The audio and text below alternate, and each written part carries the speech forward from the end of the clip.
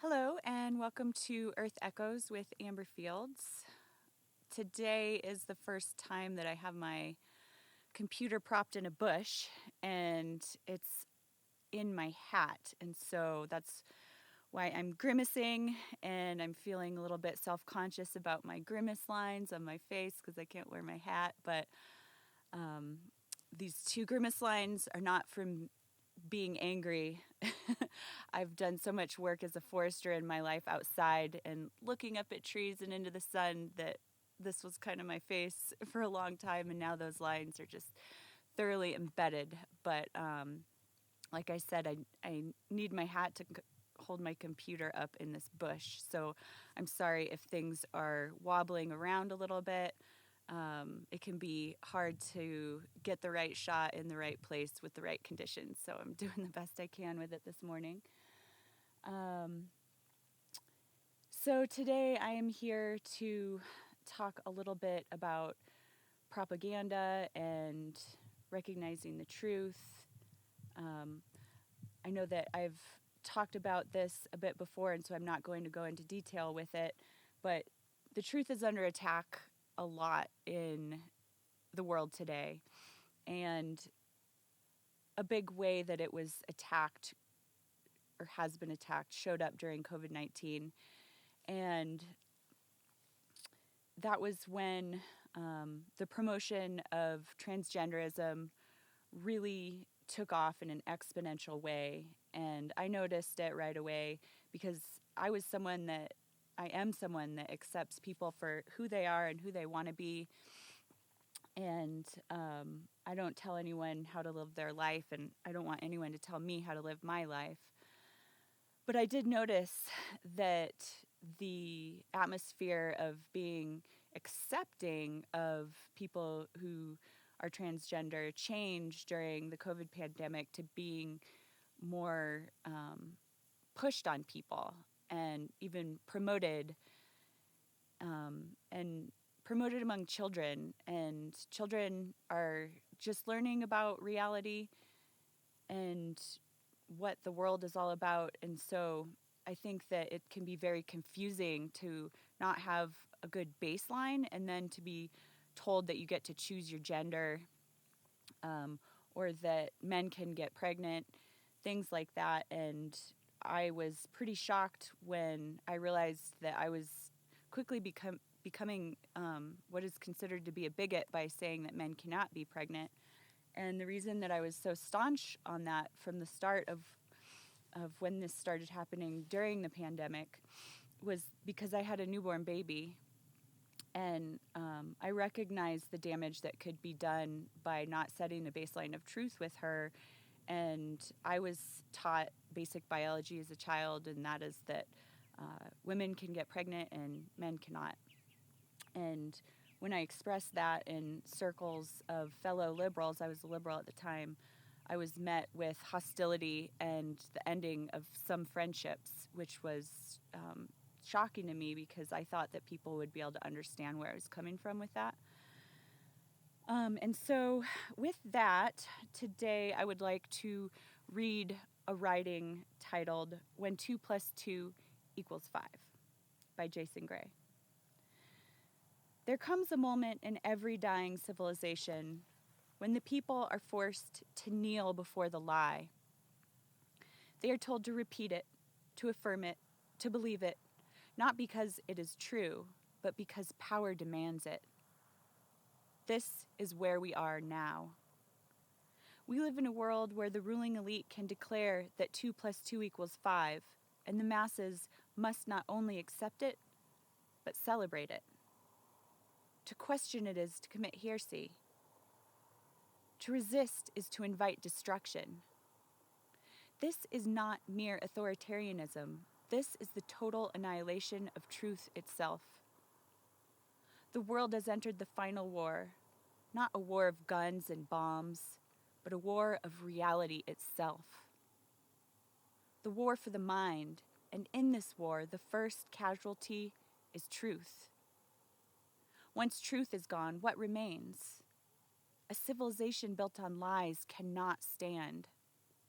A people stripped of their ability to think cannot remain free. A world that abandons reality is a world doomed to destruction, and we, the last remnants of sanity, are watching this destruction unfold in real time. And I want to pause here and just say that, I recognize that there are many ways that the media and corporations and governments are distributing lies and telling us that we need to believe them. And so, I recognize that there is a big false narrative around climate change and as well as pollution, geoengineering, all sorts of things. So I don't want people to think that I'm just talking about gender with this. The war for the mind, and in this war, the first casualty is truth. Once truth is gone, what remains? A civilization built on lies cannot stand. A people stripped of their ability to think cannot remain free. A world that abandons reality is a world doomed to destruction, and we, the last remnants of sanity, are watching this destruction unfold in real time. We have seen this before. History repeats itself, and each time the world is blind to it. Rome fell not only to barbarian invasions, but to its own internal rot, a corruption of its values, an abandonment of truth, an empire that forgot what made it strong. The Soviet Union collapsed under the weight of its own contradictions, as a regime that demanded its citizens embrace absurdity eventually found itself drowning in the consequences of its own falsehoods. Now, in the 21st century, we are doing it again, but this time the collapse will be absolute. This is the final war, and the battlefield is the human mind. The man who warned us, George Orwell. The man who foresaw this nightmare was born as Eric Arthur Blair in 1903 in British-ruled India. He later took the pen name George Orwell, a name that would become synonymous with resistance against totalitarianism. Orwell's life was shaped by first-hand encounters with oppression and deception. He served as an imperial officer in Burma, an experience that made him detest colonial rule. He later fought against fascism in the Spanish Civil War, only to be nearly assassinated by the communists he had aligned with. These betrayals and horrors convinced him that both left-wing and right-wing authoritarianism were two sides of the same coin. Both sought to control thought, rewrite history, and demand absolute obedience. His masterpiece, 1984, was not just a novel. It was not just a dystopian vision. It was a desperate warning. Orwell had seen the mechanisms of totalitarianism up close. He understood how propaganda could twist reality, how fear could silence opposition, how language could be used as a weapon to enslave the mind. And yet, despite his warning, here we stand, sleepwalking into the very dystopia he tried to prevent. The death of reality. There was a time when reality was undeniable. 2 + 2 was 4. It was not an opinion, not a perspective, but a simple, immutable fact. Mathematics, logic, and nature governed the world, indifferent to ideology or belief. Today, reality itself has been hijacked. We are told that facts are oppressive, that questioning the official narrative is dangerous, that truth itself is a relic of a bygone era. The very foundations of reason are under attack. Scientific principles are discarded when they conflict with ideology. History is erased and rewritten. The meaning of words changes overnight, and to resist the new definitions is to risk exile. what is 2 plus 2 equals 5 in our world? It is the demand that we embrace absurdity as truth. That war is peace, that freedom is slavery, that speech is violence, that men can be women, and that silence is complicity. It is the conditioning of the human mind to accept contradictions without question, to surrender logic, to betray one's own senses, to let go of the ability to think. It is not enough to obey. You must believe. Belief in the lie is the true weapon of the totalitarian.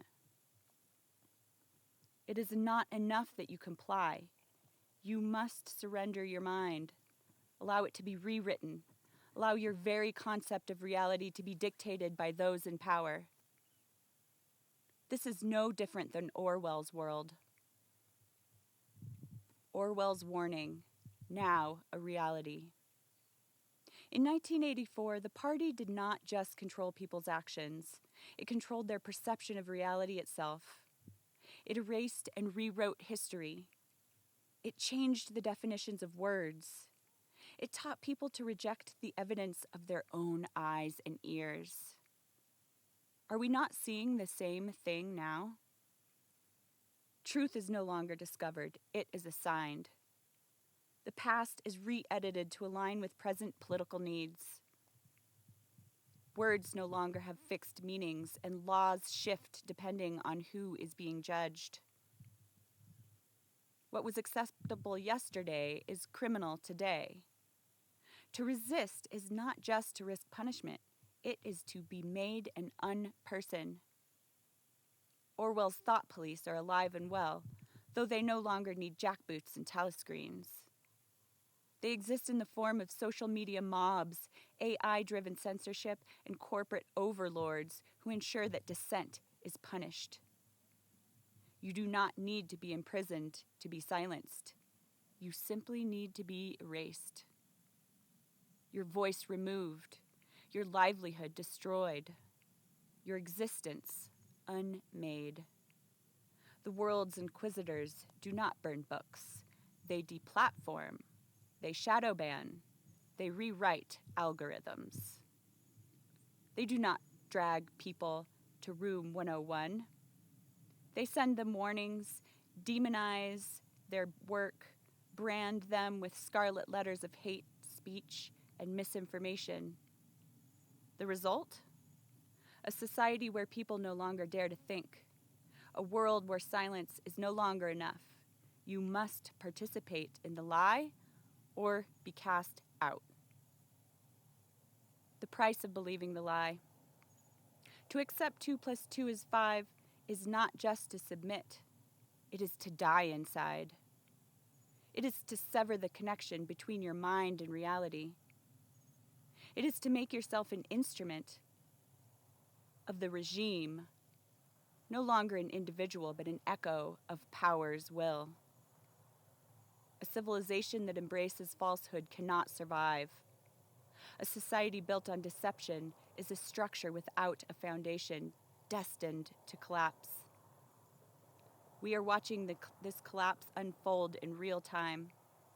We see it in the hollow eyes of those who no longer dare to think. We see it in the self-censorship of the fearful. We see it in the absurdity we are forced to affirm. Every empire that abandoned truth has perished. Ours will be no different.